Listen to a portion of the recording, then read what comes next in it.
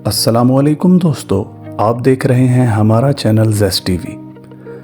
दोस्तों, आज हम आपको एक ऐसी फ़्लाइट का बताएंगे जो कि 239 मुसाफिरों समेत गायब हो गई। Delivery Malaysia 370, good morning. Malaysia 370, stand by. ये थे उस फ़्लाइट के आखिरी वर्ड्स जब उसका रब्ता आखिरी बार कंट्रोल टावर से हुआ। दोस्तों, वैसे तो दुनिया में हज़ारों ऐसी फ़्लाइट्स हैं जो हादसात का शिकार हुई, लेकिन ये एविएशन की हिस्ट्री का सबसे बड़ा वाक़या था। 10 साल का एक लंबा अरसा गुज़र चुका है, लेकिन 2014 में मुसाफिरों से भरा हुआ मलेशिया एयरलाइन का तैयारा MH370 जो कि पुरअसरार तौर पर गायब हो गया था, इसका आज तक कुछ पता नहीं चल सका। ये एविएशन की हिस्ट्री की सबसे बड़ी मिस्ट्री है। MH370 मलेशिया एयरलाइंस का तैयारा 8 मार्च 2014 रात को 12:42 पर कुआलालंपुर एयरपोर्ट से टेक ऑफ हुआ। इस फ़्लाइट की मंजिल बीजिंग थी।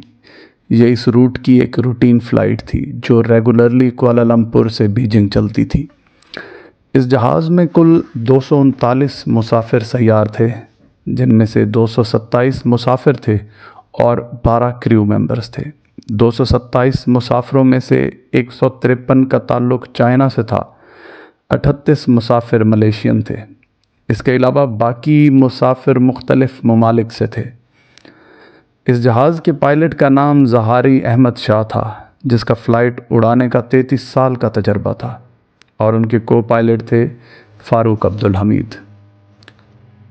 फ़्लाइट टेक ऑफ हो गई और रात को 1 बजे के बाद ये flight Malaysian coast line cross करके साउथ चाइना सी के ऊपर पहुंच जाती है। इस वक्त फ़्लाइट की ज़मीन से ऊंचाई 35,000 फीट थी। अभी तक ये फ़्लाइट कुआलालंपुर ATC से राब्ते में थी। फ़्लाइट ठीक से जा रही थी और 1:19 पर यह फ़्लाइट वियतनाम के ATC एरिया में दाखिल हो गई।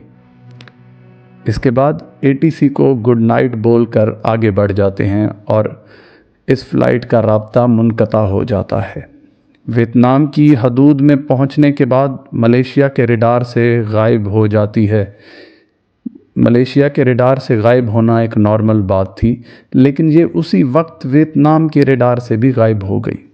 वियतनाम ATC इस सिचुएशन को देखते हुए बार बार फ़्लाइट से रब्ता करने की कोशिश करता रहा, लेकिन कोई रब्ता ना हो पाया।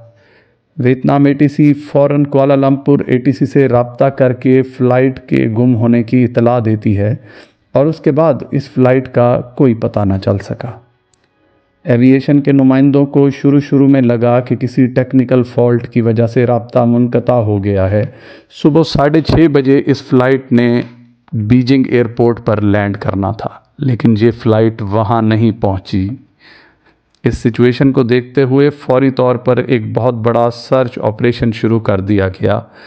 इस सर्च ऑपरेशन में 7 मुल्कों ने अपने शिप्स और जहाज़ों की मदद से इस फ़्लाइट को ढूंढना शुरू कर दिया। 4 दिन की अनथक कोशिश और मेहनत के बाद फ़्लाइट का कुछ पता न चल सका। इस फ़्लाइट को एक रडार जो कि आर्मी की थी उस पर देखा गया था। 4 दिन बाद 12 मार्च को इस रडार से पता चला कि सिविलियन रडार से गायब होने के बाद वियतनाम की एयर स्पेस से इस फ़्लाइट ने वापस यू टर्न लिया था और मलेशिया की तरफ वापस सफ़र शुरू कर दिया। 31 मिनट के बाद फ़्लाइट ने पेनांग सिटी के ऊपर से क्रॉस किया और फिर मलाका स्ट्रीट की तरफ मुड़ी और फिर आइलैंड्स की तरफ उड़ने लगी। रात को देर तक इस रडार में रही और फिर फ़्लाइट इस रडार की रेंज से भी बाहर चली गई। जिस एरिया में सर्च ऑपरेशन जारी था वहाँ कोई जहाज़ नहीं था, लेकिन जहाँ इस जहाज़ को आखिरी बार ट्रैक किया गया वो इंडियन ओशन का एक बहुत बड़ा एरिया था। इंडियन ओशन के इस बहुत बड़े एरिया में सर्च ऑपरेशन करना एक बहुत मुश्किल और जोखिम काम था। अब सर्चिंग टीम्स ने इंडियन ओशन के इस हिस्से में जहाज़ ढूंढने के लिए ऑपरेशन शुरू कर दिया, लेकिन वहाँ भी कामयाबी न मिली। پھر کچھ دن کے بعد ایک بہت انوکھی چیز سامنے آتی ہے کہ دوران پرواز جہاز بار بار ایک سیٹلائٹ سے رابطہ کرنے کی کوشش کر رہا تھا۔ یہ ایک بوئنگ 777 تھا جس میں سیٹلائٹ سے کانٹیکٹ کرنے کا سسٹم موجود ہوتا ہے۔ اس جہاز نے بہت بار انمارسیٹ سیٹلائٹ سے رابطہ کرنے کی کوشش کی۔ ماہرین نے اس رابطے کو ڈیکوڈ کیا تو پتہ چلا کہ یہ جہاز 5 گھنٹے تک انڈین اوشن کے اوپر سفر کرتا رہا اور صبح 8 بجے آخری بار سیٹلائٹ سے رابطے کی کوشش کی گئی۔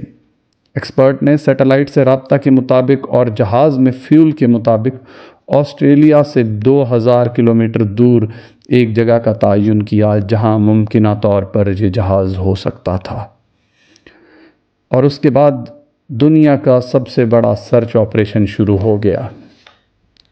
لیکن پھر بھی اس جہاز کا کوئی سراغ نہ مل سکا۔ اپریل 2014 کے بعد سمندر کے اوپر ہوائی آپریشن کو بند کر دیا جاتا ہے اور سمندر کی گہرائی میں آپریشن شروع کر دیا جاتا ہے۔ 3 سال کے عرصہ یہ آپریشن چلتا رہا اور اس پر ایک کثیر رقم خرچ ہوئی جو کہ تقریباً $160 ملین بنتا ہے، لیکن اس جہاز کا کوئی سراغ نہ مل سکا۔ پھر اس جہاز کا ایک ٹکڑا ملا جو کہ ایک آئی لینڈ کے پاس ملا جو کہ مڈغاسکر میں تھا۔ ماہرین کو پتہ لگا کہ یہ سمندروں کی لہروں کے ساتھ شاید وہاں پہنچا تھا۔ یہ جہاز کا فلیپرون تھا۔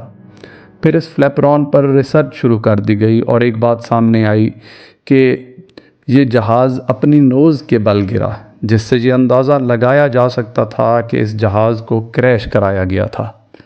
آخر اس کریش کے پیچھے کون تھا؟ اس کی انویسٹیگیشن ملیشین پولیس نے شروع کر دی۔ پہلے تو یہ مانا جا رہا تھا کہ اس میں شارٹ سرکٹ ہو سکتا ہے اور فلائٹ نے واپس فلائٹ کو ملیشیا کی طرف موڑ دیا، لیکن ایکسپرٹس کے مطابق فلائٹ میں کوئی ٹیکنیکل فالٹ نہیں ہوا تھا۔ پھر ایسا مانا جانے لگا کہ شاید اس فلائٹ کو ہائی جیک کیا گیا ہو۔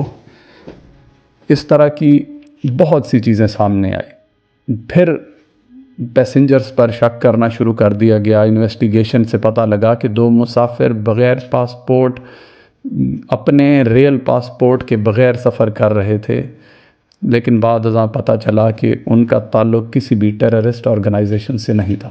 پھر اداروں نے پائلٹ ظاہری احمد پر شک کرنا شروع کر دیا۔ اس کے گھر کی تلاشی لی گئی تو وہاں فلائٹ سٹیمولیٹر ملا جس میں حیرت انگیز طور پر جو روٹ میپ ڈالا گیا تھا وہ اسی فلائٹ کا روٹ میپ تھا۔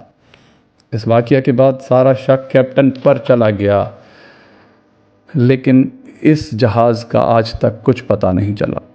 MH370 کے ساتھ 239 لوگ غائب ہوئے تھے، جس کا آج تک 10 سال بعد بھی کچھ پتہ نہ چل سکا۔ ہماری ویڈیوز دیکھنے کا بہت شکریہ۔ ہمارے چینل کو سبسکرائب کریں اور بیل آئیکن پریس کریں تاکہ ہماری آنے والی تمام ویڈیوز آپ تک پہنچ سکیں۔